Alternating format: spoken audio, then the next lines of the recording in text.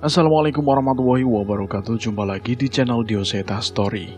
Apa kabar teman-teman semua? Semoga kalian sehat selalu, panjang umur, bahagia selalu, dan sukses selalu.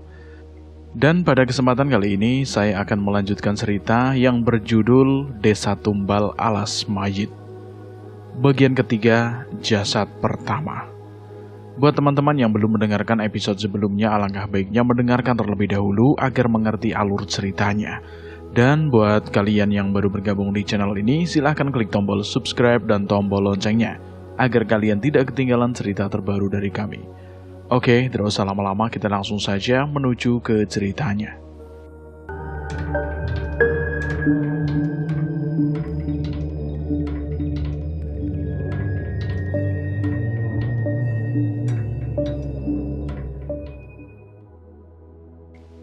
Jasad pertama, sudut pandang Cahyo.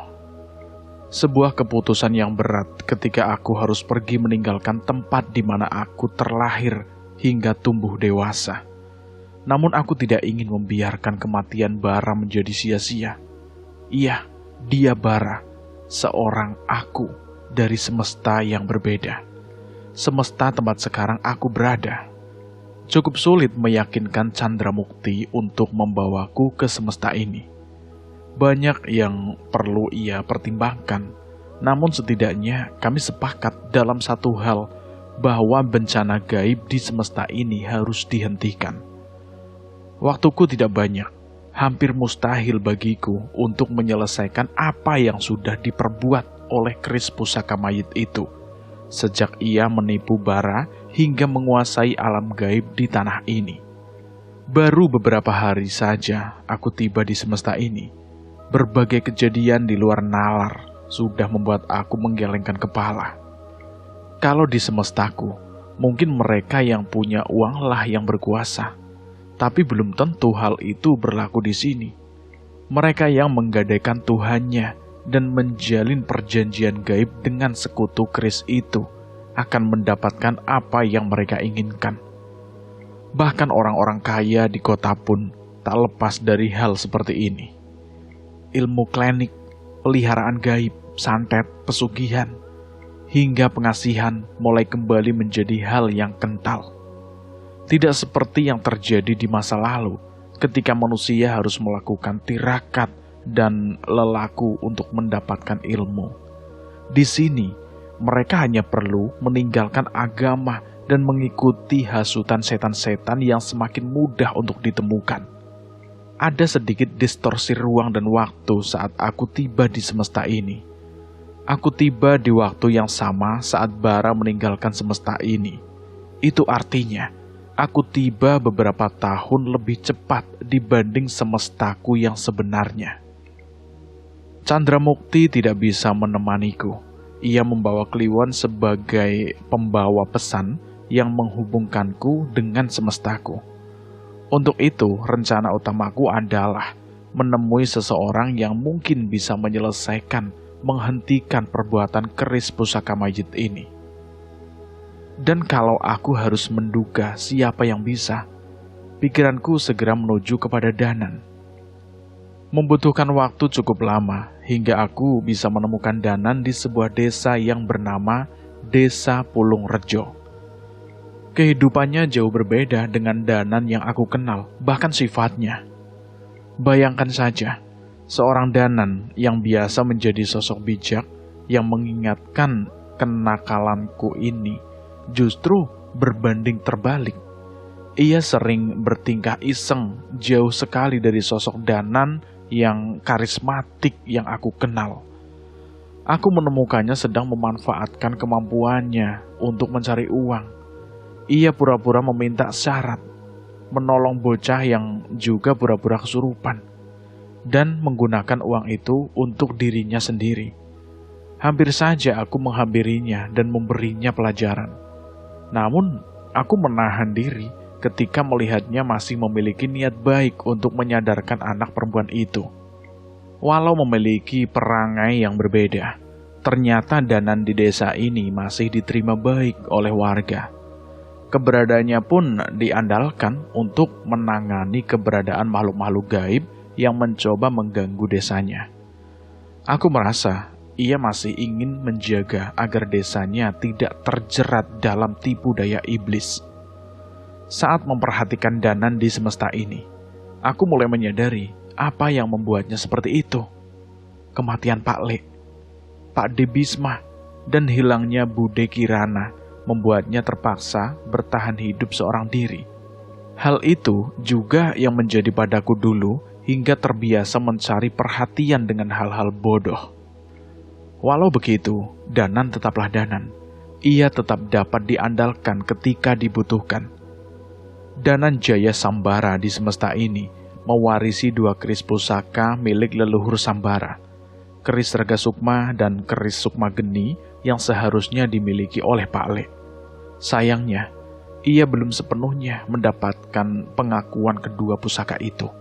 Namun ketika ia mampu menggunakannya, mungkin itulah versi terkuat Danan yang pernah kulihat. Memangnya apa yang berbeda antara semesta ini dan semestamu, Cahyo? Tanya Danan yang baru saja selesai memanaskan air dari sungai untuk membuat kopi yang hanya tersisa beberapa saset di persediaan kami. Sebenarnya sama saja. Kota-kota besar tumbuh semakin pesat dan hutan-hutan semakin terkikis. Hukum yang tidak jelas berpihak kepada siapa, hingga orang-orang yang mengejar hasrat fananya masing-masing. Yang berbeda, di semestaku masih bisa dengan bebas menganut agama dan kepercayaan masing-masing. Di semesta ini, bahkan sangat sulit aku menemukan tempat ibadah. Kalau di ibu kota masih banyak, Mas. Cuma udah nggak sama kayak dulu lagi. Masjid mulai sepi. Bahkan kadang ada yang mengumandangkan adzan, tapi ibadah agama lain pun jauh lebih mengenaskan. Jelas Dipta. Sungguh sedih aku membayangkan jika hal ini terjadi di semestaku. Godaan setan-setan itu memang sulit untuk ditolak. Dan ketika semakin banyak orang yang melakukannya, dosa itu akan dianggap sebagai hal yang biasa. Yang membuat aku semakin merasa sesak adalah ketika aku mengingat bahwa sebagian besar dari kekacauan ini adalah diriku dari alam ini. Mas Cahyo dan Mas Danan, kenapa bisa sampai di desa ini? Gak mungkin terjebak sepertiku, kan? Tanya Dipta. Aku mengingat beberapa waktu ke belakang di mana aku dan Danan memutuskan untuk melakukan perjalanan. Kami mencari petunjuk mengenai keberadaan keris pusaka mayit untuk menghentikan pengaruhnya di tanah ini. Kami tahu hal itu tidak mudah karena ia sudah membentuk sekutu-sekutunya yang menguasai banyak wilayah. Sudah beberapa tempat keramat yang kami datangi, namun tempat-tempat itu tidak lebih dari tempat yang dikuasai oleh sosok makhluk pencari tumbal, tidak lebih. Ini desa kesekian yang kami datangi, Mas. Kami mencari petunjuk apapun tentang keris pusaka mayit, dan untung saja Danan nemuin gulungan itu, yang artinya desa ini memang memiliki hubungan dengan keris itu. Terus, kalian mau ngapain setelah tahu gulungan lontar itu? Danan mendekat mengantarkan kopi untuk kami berdua. Ibarat keris itu adalah mesin. Desa ini tuh penghasil bensinnya. Kalau kita bisa menghentikan ritual dan menyadarkan warga, keris pusaka mayit itu akan kehilangan desa penghasilan demit yang akan menjadi anak buahnya. Danan menjelaskan pada Dipta. Dipta mengangguk mengerti. Tapi, maaf nih Mas, saya nggak punya ilmu kanuragan kayak kalian berdua. Saya mungkin akan jadi beban di sini. Ucap Dipta. Aku menyeruput kopi dan menikmati sejenak suasana tenang di siang hari. Nggak gitu Mas Dipta. Setiap manusia memiliki perannya masing-masing. Mungkin kami berperan menghentikan setan-setan ini. Tapi orang seperti Mas Dipta yang masih memegang teguh agama dan menjalankan amalannya lah yang akan menjadi ujung tombak kembalinya kepercayaan kepada Sang Pencipta di tanah ini. Setuju. Nggak gampang untuk terus taat beribadah di tengah cemoohan orang-orang. Tambah Danan, setelah menikmati perbincangan singkat itu, sekali lagi kami berjalan-jalan memperhatikan desa itu. Berkali-kali diperhatikan pun, desa itu tetap terlihat seperti desa biasa dengan warga yang ramah dan rukun. Dipta masih memandang dari jauh sosok Asri yang ternyata jauh dari bayangannya. Sepertinya ia sempat menaruh hati. Terus kita harus gimana, Cahyo? Danan bertanya padaku. Di pemakaman tempat ritual itu, pasti ada sesuatu yang berhubungan dengan keris pusaka mayit. Pasti ada sesuatu yang menghubungkan desa ini dengan pusaka itu. Kita coba cari dulu saja. Setauku pemakaman itu dijaga. Iya, itu memang harus kita pikirkan. Kami menghemat tenaga dengan beristirahat di siang hari. Dan setelah menyelesaikan kewajiban kami di waktu maghrib, kami pun mulai bergerak ke arah pemakaman. Dari jauh kami memperhatikan kuburan-kuburan dengan satu jenis batu nisan. Namun untuk kuburan-kuburan baru, mereka menutupinya dengan tirai bambu. Yang membuat aku sedikit terganggu adalah keberadaan tengkorak manusia yang tidak dikubur dan hanya diletakkan begitu saja di atas kuburan tubuhnya. Sama sekali tidak ada penerangan di tempat ini. Dengan sebatang obor, kami mengelilingi pemakaman mencoba mencari petunjuk. Aku tak bisa membayangkan warga desa benar-benar berpesta di tempat mengerikan ini. Di tengah-tengah pemakaman, ada tumpukan batu yang menjadi tempat di mana mereka menyajikan mayat. Ada sisa-sisa tambang menggantung di pohon tempat mereka menggantung kepala dari mayat yang disajikan. Ini patung apa? Bentuknya mengerikan begini? Tanya Dipta yang melihat sebuah patung di punden berundak tempat warga melakukan pemujaan. Sesembahan mereka. Mereka menyembah sesuatu yang dianggap sebagai perwujudan dari sisi gelap dewa. Mereka disesatkan oleh sosok yang mengaku dewa ini. Dipta membuat kesimpulannya sendiri. Para penganut kepercayaan yang memuja dewa-dewi pun pasti juga akan bertentangan dengan ritual ini. Kami melanjutkan pencarian kami di pemakaman itu. Sepertinya satu malam tidak akan cukup jika kami harus mengecek semua nisan yang ada di tempat ini. Apa yang kalian lakukan di tempat ini? Tiba-tiba terdengar suara dari belakang kami bertiga. Aku menoleh dan seorang kakek tengah berdiri di sana memperhatikan kami. Bagaimana mungkin aku tidak menyadari keberadaannya? Enggak, Bah. Enggak. Kami cuma ingin tahu saja. Kalian bukan dari desa ini. Berani-beraninya kalian. Iya, Mbah. Iya. Maaf, kita pergi. Ucap Danan yang segera menarikku dan Dipta. Kami segera melangkahkan kaki keluar dari situs pemakaman itu. Tapi ternyata niat kami tidak berjalan semulus itu. Tiba-tiba obor kami mati begitu saja. Danan mencoba menyalakannya, namun batang koreknya enggan menyala. Kami pun segera sadar bahwa kakek itu melakukan sesuatu. Kami menoleh kembali ke arah sang kakek penjaga makam itu, dan saat itu kami sadar, kakek itu bukan kakek biasa. Desa ini dipenuhi orang-orang baik, tapi kami punya aturan untuk pendatang menjadi bagian dari desa ini atau menjadi penghuni pemakaman ini. Mendengar ucapan itu, Dipta terlihat panik. Sepertinya ia juga tahu bahwa ucapan itu bukan ancaman semata. Itu, Mas, di belakang kakek itu. Dipta menyadari sesuatu yang membuatnya semakin pucat. Di belakang kakek itu, samar-samar mulai bermunculan sosok pocong yang menyebar di antara pepohonan. Pocong itu semakin menyebar ke seluruh hutan, seolah berniat mengepung kami.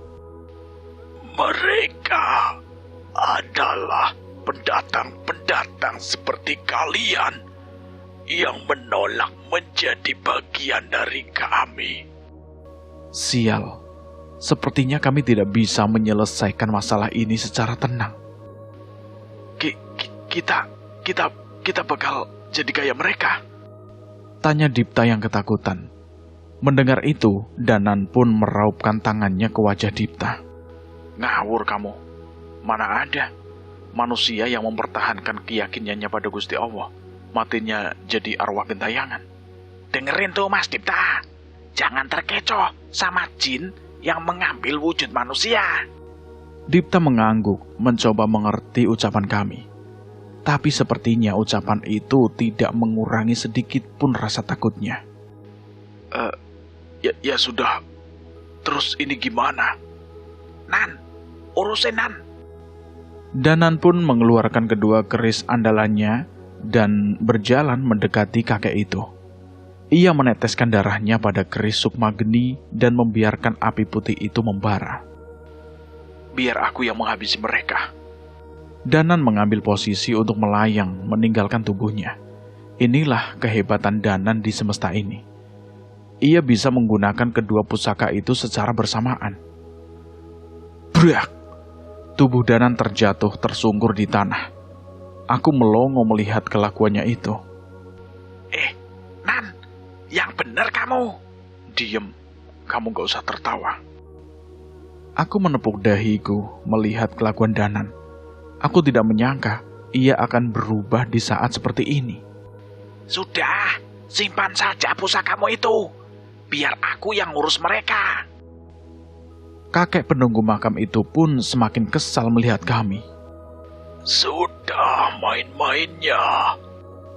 Aku pun membalas pertanyaan kakek itu dengan lantunan ayat-ayat suci yang membuat sebagian pocong-pocong itu tersiksa.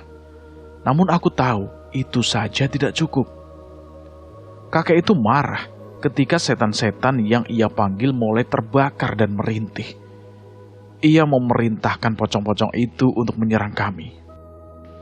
Hisap darahnya, kuliti tubuhnya, habiskan dagingnya.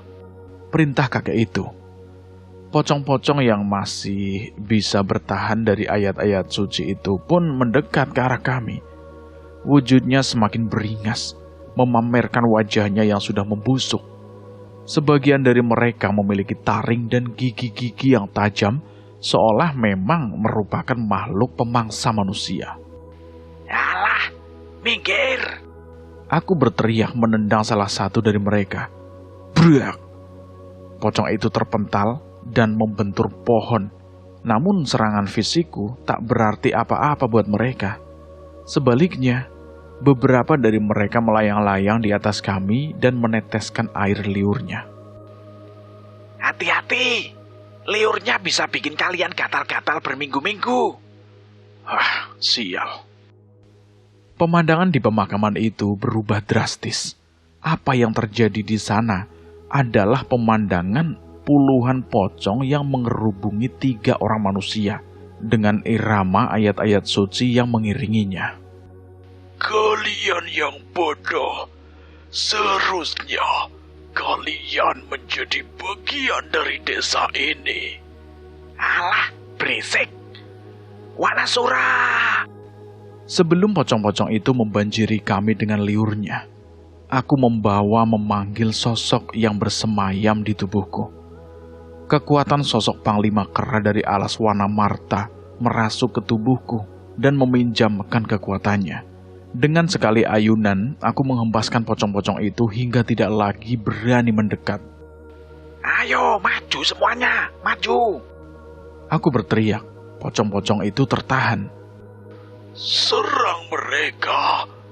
Kalian dibangkitkan untuk patuh padaku. Kakek itu berteriak. Pocong itu kembali berniat mengeroyok kami sekali lagi. Namun Wanasura mengamuk dan mengancam mereka dari dalam tubuhku. Suara raungan itu menggetarkan seisi hutan. Makhluk-makhluk itu pun gentar dan menghilang satu persatu. Apa lakukan? Kalian takut dengan manusia-manusia itu? Kakek penjaga makam itu kesal. Rupanya setan bisa sadar diri. Danan tertawa. Plak! Aku memukul kepala Danan yang mulai berlagak. Hei, bantuin. Jangan cuma gaya doang. Duh, jangan gitu. Kan aku sudah usaha juga. Protes Danan. Dipta mulai terlihat tenang. Namun aku memperhatikan dari bibirnya. Tidak berhenti melafalkan ayat-ayat suci dan doa-doa yang ia bisa. Aku cukup lega melihat hal itu. Aku menyadari ia memiliki mental yang cukup kuat. Sepertinya kehidupannya juga tidak mudah. Kakek penjaga makam itu geram. Ia mengeluarkan sebilah pisau dan menyayat tangannya dari ujung jari ke siku. Nafasnya terengah-engah menahan rasa sakit dari luka akibat perbuatannya sendiri. Hati-hati, Cahyo. Danan memperingatkanku. Kakek penjaga makam itu pun meneteskan darahnya ke tanah, sambil terus mengulang-ulang mantra yang tidak dapat aku dengar dengan jelas. Ada sesuatu yang mengerikan yang berasal dari tubuhnya. Saat itu aku dan Danan mengambil posisi di depan Dipta, bersiap akan hal mengerikan yang akan muncul dari kakek itu. Tapi sebelum sosok itu muncul, tiba-tiba asap hitam mengepul menyelimuti kakek itu. Jangan sia-siakan darahmu. Suara yang terdengar begitu berat pun muncul bersama asap hitam yang menghisap tubuh kakek penjaga makam itu. Aku dan Danan bingung dengan apa yang sebenarnya terjadi. Namun saat asap itu menghilang, sosok kakek itu sudah tidak ada lagi di tempatnya. Cahyo, itu apa? Danan tidak mengerti dengan apa yang terjadi. Alah, embunan. Sepertinya ada sosok yang lebih mengerikan di belakang kakek itu. Saat itu aku dan Danan memastikan bahwa sudah tidak ada lagi sosok yang mengancam di pemakaman itu. Entah apa yang terpikirkan oleh Dipta. Saat itu tiba-tiba ia berjalan ke salah satu makam dan membersihkan batu nisannya. Di sini, Mas. Ucap Dipta tiba-tiba. Aku mendekat ke arah nisan itu, dan ada sebuah lambang tergambar di sana. Nisan ini terlihat sangat tua dan berbeda dengan batu nisan lainnya. Apa maksudmu, Mas? Di sini kuburan jasad pertama yang menjadi inang pusaka mayit itu. Aku dan Danan saling berpandangan. Bagaimana Dipta bisa menebak keberadaan jasad itu? Mas Dipta, tahu dari mana toh? Tadi saat pocong-pocong itu menyerbu kita, aku merasa ada suara yang berbisik ke arahku. Aku mencari suara, dan ternyata suara itu berasal dari pocong yang berdiri di atas kuburan ini, Mas. Suara? Aku masih bingung. Dipta mengaku mendengar suara dengan bahasa yang tidak jelas. Namun entah mengapa ia mengerti bahwa suara itu menjelaskan tentang keberadaan jasad dari sosok itu sebagai korban pertama keris pusaka mayit. Sepertinya aku tidak punya pilihan lain selain mempercayai ucapan Dipta. Yang bisa kami lakukan hanya mencoba menggali kuburan itu, melihat apakah isi dari makam ini sesuai dengan apa yang ia katakan. Benar saja. Setelah cukup lama menghabiskan waktu menggali gundukan itu dengan tangan kosong, kami menemukan sebuah jenazah yang hanya tersisa tulang belulang yang menghitam. Namun terlihat bekas luka di tulang yang seharusnya melindungi jantungnya itu. Tapi kami tidak menemukan tengkorak dari jasad itu. Terus, kita apakan jasad ini, Mas Dipta? Aku bertanya. Dipta menggeleng. Wajahnya juga terlihat bingung. Gak tahu, Mas. Hanya petunjuk tentang keberadaan jasad ini saja yang aku dapatkan. Dipta tidak berbohong. Sepertinya ia memang tidak mengetahui apa-apa tentang apa yang harus kami lakukan dengan jasad ini. Setidaknya, pasti ada petunjuk dari jasad. Belum sempat Danan menyelesaikan ucapannya, tiba-tiba keris Sukma Geni menyala dan api putih muncul menembus warangkanya. Nan, keris Sukma Genimu, Nan. Aku mempertanyakan fenomena itu pada Danan. Wes telat, demi tewes lungo baru nyala. Danan mengumpat keris pusaka peninggalan Pak Le itu. Jelas ia merasa kesal. Saat kami membutuhkan kekuatan kedua pusaka itu, ternyata pusaka itu enggan mengetahui Danan. Dan sekarang tiba-tiba api putih keris Sukma Geni itu menyala. Mas, apa mungkin menyalanya keris itu ada hubungannya dengan jasad ini, Mas? Mas Dipta mencoba menerka. Benar juga ucapan Dipta, ada benarnya. Keris Sukma Geni itu punya kekuatan memulihkan luka gaib dan memurnikan kutukan. Mungkin saja ia merespon kutukan jasad ini, Mas.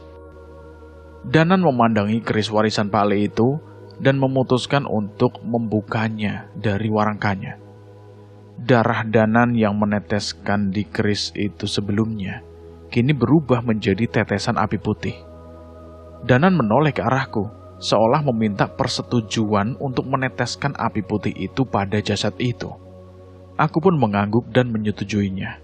Dalam hati aku berpikir, mungkin ini alasan Pak Le tidak selalu menggunakan keris Sukma Geninya dalam setiap pertarungannya. Ia tahu kapan keris Sukma Geni akan bermanfaat dan kapan keris Sukma Geni tidak akan menyala. Benar saja. Tepat setelah api putih itu menetes di tulang belulang itu, kobaran api putih itu menyala dan menyebar ke seluruh bagian tulang belulang itu. Samar-samar kami melihat perubahan pada jasad itu. Warna tulang belulang yang hitam kelam kini memutih menyerupai tulang sewajarnya. Benar, api keris Sukma Geni memurnikan jasad ini. Apa ini artinya salah satu sumber kekuatan keris pusaka mayit itu sudah musnah? Bisa saja. Belum. Danan berkata sambil berpikir. Aku dan Dipta pun serentak menoleh ke arah Danan. Kepala jasad ini belum dimurnikan. Aku merasa kepala itulah yang menjadi pengikatnya. Danan menjelaskan. Aku pun sepakat dengan Danan, dan aku bisa menebak apa yang Danan maksud. Kita tahu bahwa kepala jasad ini pasti disimpan secara khusus oleh warga desa. Ayo, kita kembali. Aku mengajak mereka berdua. Danan dan Dipta mengangguk setuju. Setidaknya saat ini kami sudah mendapat keberadaan petunjuk. Yang pertama, dengan memurnikan jasad yang pernah menjadi inang dari pusaka mayit. Hal ini mungkin bisa berdampak terhadap pusaka sialan itu. Yang kedua, jika hal itu benar, jalan yang harus kami tempuh semakin terang. Berarti, tugas kami adalah mencari semua jasad yang pernah menjadi inang dari pusaka itu dan memurnikannya seperti apa yang kami lakukan pada jasad ini. Sisa malam itu kami gunakan untuk beristirahat. Aku terbangun lebih dulu dan berinisiatif mencoba mencari petunjuk mengenai keberadaan kepala jasad yang kami temukan semalam. Tapi, suasana desa di siang hari itu benar-benar berbeda, sangat berbeda dari hari-hari sebelumnya. Para penduduk yang sebelumnya terlihat ramah dan selalu menyapa kami, menatapku dengan tatapan kesal. Setiap aku melintas, mereka selalu berhenti dan menatapku seolah aku adalah penjahat. Kami salah apa, Thomas? Tega-teganya kamu sama desa kami. Suara-suara itu terdengar dari warga yang berpapasan denganku. Namun mereka tidak meminta jawaban. Mereka hanya mencibir dan meninggalkanku seolah sengaja tidak ingin bertikai. Kami nggak pernah menyakitin siapapun loh. Tapi kenapa masnya malah bikin gara-gara? Aku pun mulai kesal dan berpaling pada orang yang mencibir itu. Siapa yang cari gara-gara? Sekali lagi, belum sempat aku berkata, orang itu sudah pergi meninggalkanku. Mereka memang benar-benar hanya ingin mencemoohku. Keadaan ini benar-benar menyiksaku. Namun yang menjadi pertanyaanku, Apakah mereka sudah tahu tentang yang semalam kami perbuat? Dari mana? Apakah kakek penjaga makam itu yang mengatakan kepada para warga? Atau ada dampak dari apa yang kami lakukan dengan memurnikan jasad semalam? Saat itu aku memutuskan untuk tidak berlama-lama di desa. Aku merasa keadaan akan semakin tidak kondusif bila aku berada di sana. Aku pun kembali ke gubuk dan menceritakan semua ini kepada Danan dan Dipta. Nan, Mas Dipta, jangan ke desa dulu. Kenapa, Cahyo? Mereka sudah tahu tentang semalam. Aku mengangguk dan menceritakan tentang apa yang terjadi selama aku ada di desa tadi. Tapi bukannya kita harus mencari tahu tentang keberadaan kepala jasad semalam? Tanya Dipta padaku. Aku mengerti akan hal itu.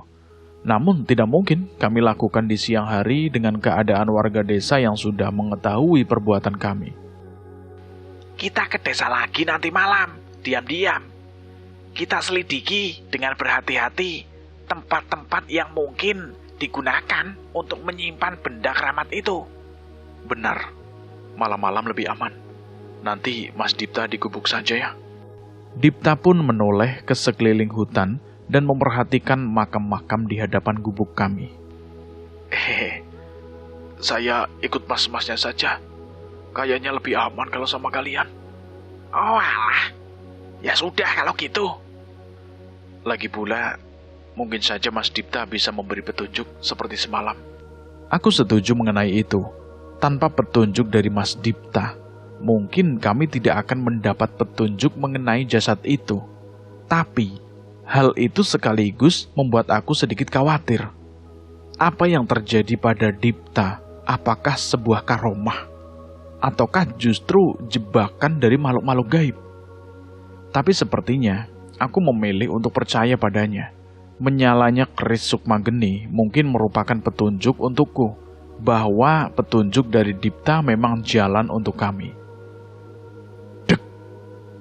Menjelang maghrib, tiba-tiba aku dan Danan merasakan perasaan yang sama. Kami terduduk dari istirahat santai kami dengan wajah panik. Cahyo. Iya Nan, ada yang gak beres. Kekuatannya kerasa sampai sini loh. Dipta menatap kami dengan wajah bingung. Tang, tang, tang. Suara gendang kembali terdengar dari atas gubuk kami. Kakek pemain gendang misterius tengah duduk di sana, masih dengan gendang kesayangannya. Kalian sudah ditunggu oleh warga desa. Ucap pemain gendang itu. Kamu sendirian, Bah? Penari pasanganmu gak diajak toh? Tanyaku mencoba membaca makhluk itu. Pasangan? Bukan. Kami bukan pasangan. Kami bukan siapa-siapa. Lah tapi kok muka Mbak merah, bertepuk sebelah tangan ya? Ngawur kamu. Sudah, gak usah dibahas. Harusnya kalian tuh takut, kabur, bukan malah ngeledekin saya. Teriak kakek itu, masih dengan salah tingkahnya. Saat itu aku dan Danan yang sebelumnya waspada dengan kakek itu, akhirnya kami pun tersenyum, menahan tawa. Sepertinya tidak semua setan-setan di sini berhubungan dengan keris pusaka mayit itu. Sudah Mbah, gak apa-apa kalau suka. Kalian cocok kok. Balas Danan. Mendengar ucapan itu, tiba-tiba ia melompat dari atas gubuknya dan mendekat ke wajah Danan sedekat-dekatnya. Oh, yang benar. Iya Mbah, iya benar. Jawab Danan yang kaget dengan tingkah kakek pemain gendang itu. Ya sudah, pergi sana. Semoga kalian selamat. Tang, tang, tang. Kakek itu pun pergi meninggalkan kami sambil memainkan gendangnya. Wajahnya yang sebelumnya menyeramkan kini berubah seperti anak kecil yang salah tingkah. Bahkan beberapa kali ia berhenti dan tertawa sendiri, seolah membayangkan dirinya bersanding dengan penarinya itu. sang penari tanpa kepala. Sumpah, aku merinding membayangkan keberadaan pasangan yang seperti itu. Tapi bila itu merupakan hal baik, kenapa tidak? Kami memang sengaja menunggu ketika langit benar-benar sudah menjemput gelapnya. Ketika kakek itu memberitahu kami sudah ditunggu, itu berarti kami akan memasuki sebuah tempat yang mungkin merupakan perangkap yang membahayakan nyawa kami. Aku dan Danan berusaha menenangkan diri dan memohon perlindungan kepada Sang Pencipta atas apa yang akan kami hadapi malam ini. Hal utama yang aku takutkan bukanlah keberadaan sosok dengan kekuatan mengerikan itu, tapi ketika kami harus berhadapan dengan warga desa. Adu ilmu dan baku hantam dengan setan mungkin bukan masalah untukku. Namun ketika kami harus berhadapan dengan sesama manusia dan berpotensi melukainya, itu pilihan yang amat sulit. Rumah-rumah di desa terlihat sangat gelap. Cahaya obor dan lampu-lampu kecil terkumpul di satu tempat dan seolah membentuk sebuah jalan untuk menyambut kami. Sial, semua warga desa berkumpul di pinggir-pinggir jalan sambil memandangi kami dengan ketus. Mas, mereka kenapa, Mas? Sudah, kamu diam saja, Dipta. Jangan direspon. Pura-pura nggak lihat aja. Balas Danan saat ditanya sama Dipta. Dipta setuju dan mengangguk. Namun baru berjalan beberapa langkah, Dipta terhenti. Ada seorang perempuan yang menghadang kami di depan. Asri? Tiba-tiba wajah Dipta berubah. Terlihat ia sangat diliputi kebingungan. Dalam sekejap aku menduga bahwa Dipta sempat memiliki perasaan khusus dengan Asri. Asri salah apa, Mas Dipta?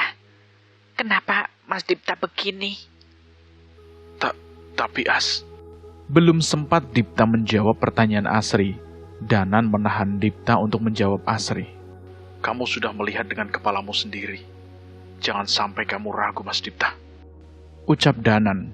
Aku yakin setelah ucapan Danan itu, pikiran Dipta kembali kepada kejadian di mana ia melihat ritual di pemakaman dan apa yang Astri lakukan di sana.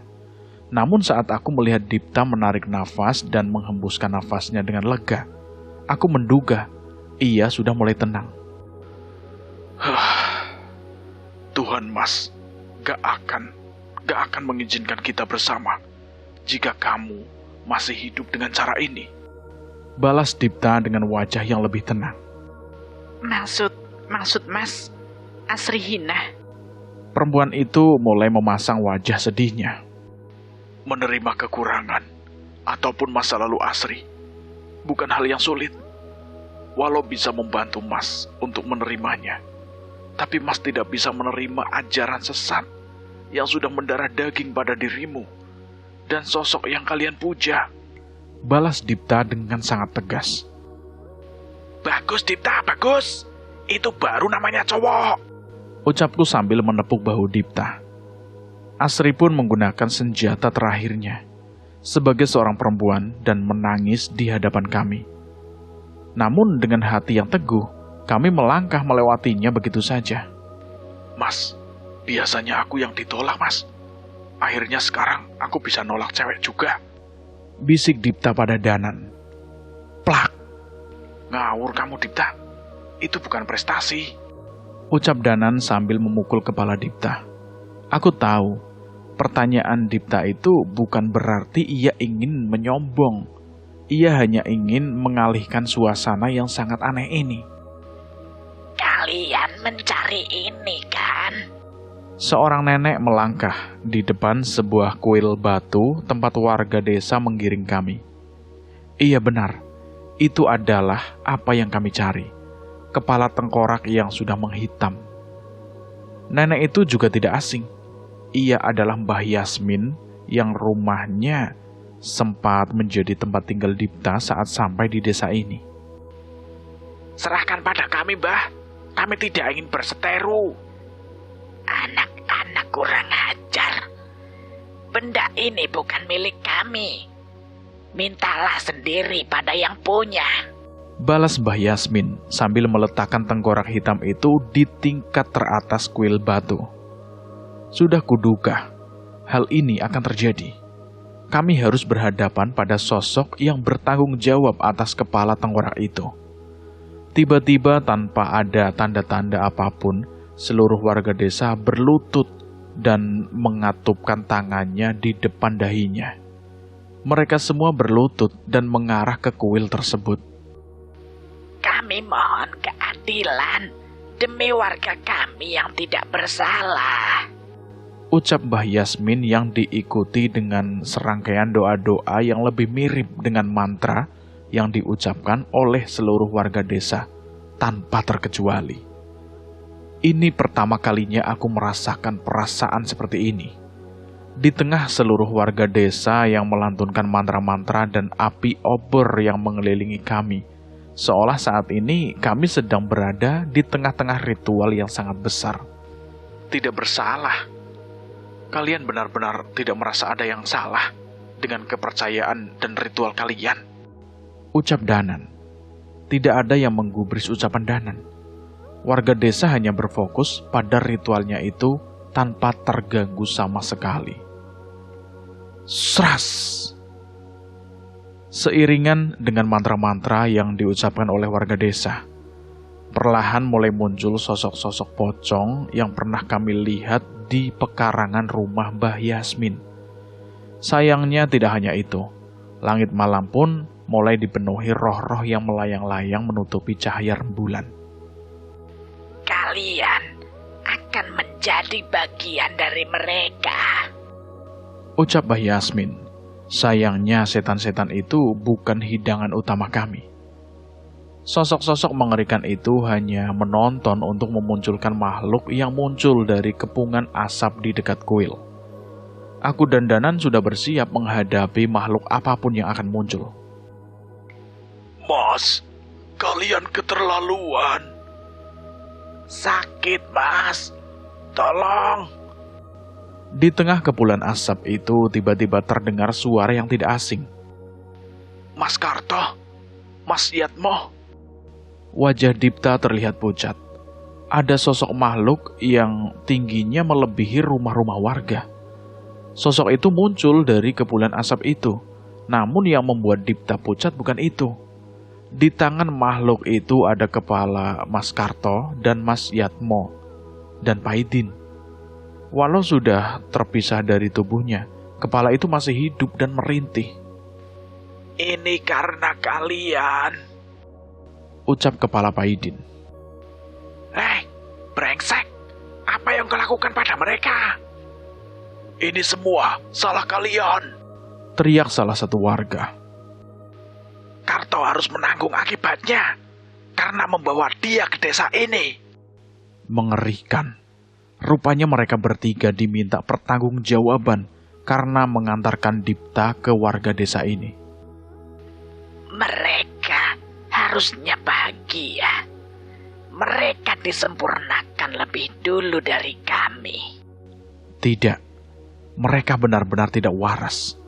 Otak mereka telah dicuci seumur hidup mereka, sehingga keberadaan setan-setan ini dan perbuatan kejam ini menjadi hal yang wajar di mata mereka. Hentikan perbuatan kalian. Danan yang sudah tidak mampu menahan emosinya, menjatuhkan tubuhnya begitu saja, dan melepaskan sukmanya menuju arah makhluk hitam penguasa desa ini. Serat! Dengan melampiaskan amarahnya, Danan menyerang tepat ke jantung makhluk itu dengan keris raga sukmanya. Beruntung, kali ini keris raga sukma mau mengikuti kehendak Danan. Sayangnya serangan itu sia-sia. Serangan Danan menembus begitu saja dan tidak melukai sedikit pun makhluk hitam itu. Hanya yang berhati bersih dan berhati suci yang mampu menyentuh Sang Hyang Prawana. Sang Hyang? Yang benar saja, protes Danan. Aku pun penasaran dan memanggil Wanasura untuk membantuku menyerang sosok itu. Dan benar saja, seranganku tidak mampu menyentuh sosok itu. Aku pun mencoba mengambil ketiga kepala warga desa itu. Aku berhasil menyentuhnya, namun tidak berhasil mengambilnya. Sempat aku mengira sosok Sang Hyang Prawana itu adalah tubuh bayangan. Namun ternyata aku salah. Brak! Tubuhku terpental tiba-tiba. Dengan tendangan makhluk itu menghantam tubuhku tanpa ampun. Beruntung Wanasura sedang merasuk. Jika tidak, tulang-tulangku mungkin sudah hancur. Cahyo! Sukmadanan mencoba melindungiku dari serangan makhluk itu lagi. Namun sekali lagi, tubuhku menembus serangan itu. Beruntung aku sempat melompat ke salah satu atap rumah untuk menghindari serangan itu. Ini gawat. Makhluk itu bisa menyerang kami, tapi kami tidak bisa menyentuhnya. Hentikan! Hentikan doa-doa kalian! Bagaimana mungkin kalian menyembah makhluk seperti ini? Dipta berteriak. Sepertinya ia menyadari bahwa keberadaan makhluk ini berhubungan dengan doa-doa dan mantra-mantra yang ia baca. Sayangnya setan itu pun mulai mengincar Dipta. Setan brengsek! Aku lawanmu! Aku mencoba memprovokasi setan itu untuk mendekat ke Dipta. Namun sepertinya aku tidak berhasil. Setan itu tidak menganggap aku sebagai ancaman. Bayangan sosok makhluk tinggi rumah mencoba menghantam tubuh Dipta yang hanya manusia biasa. Dem! Beruntung, aku sempat menangkap tubuh Dipta dan membawanya menjauh. Pergi dari sini. Ini di luar kemampuanmu. Aku mengerti, Mas. Tapi harusnya aku bisa berbuat sesuatu. Terserahlah. Pokoknya jangan nekat. Balasku yang segera kembali meninggalkan Dipta dan mengalihkan sosok yang dianggap dewa oleh warga desa itu. Ketika Danan tahu ia tidak mampu menyerang setan itu, ia pun kembali ke tubuhnya dan berbalik mengincar tengkorak hitam yang masih berada di tingkat teratas kuil itu. Wanasura! Aku memanggil Wanasura untuk mengerahkan semua yang ia punya. Bagaimanapun caranya, aku harus memberi waktu pada Danan untuk melakukan rencana.